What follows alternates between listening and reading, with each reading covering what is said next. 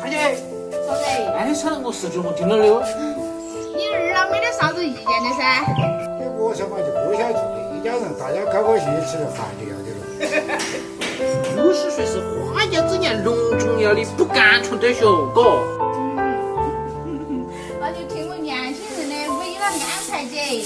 哎，我一说要得，正和五一都放假了。就是啊，当然燕儿你要吃萝卜。哎呀，这两天我天天刷视频，刷到弄葱肚哦，就是整得我亲口水成流。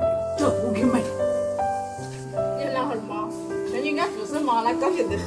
他话不多，但是他喜欢闹热。大姐，我保护我买回来，交给你了哈。你没得买的熟的，还自己弄啊？我还是买完了，只能自己弄了。我弄的噻，我没那正宗。哎呀，大姐弄的都正宗。你啥都往不进，哎，我给烧火。给这饭那儿超富了。好。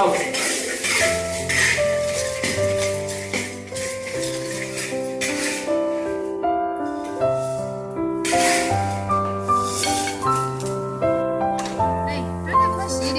好。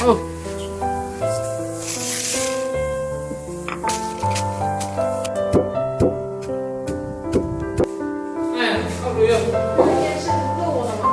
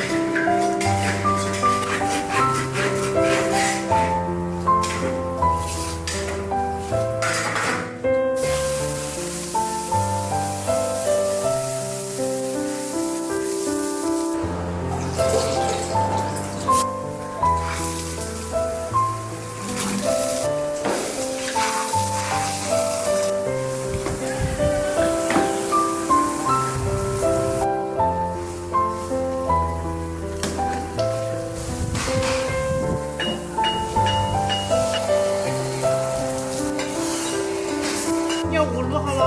哎，还焖一下就可以吃了。哎呀！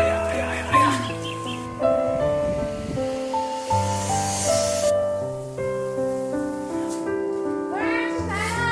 嗯，好。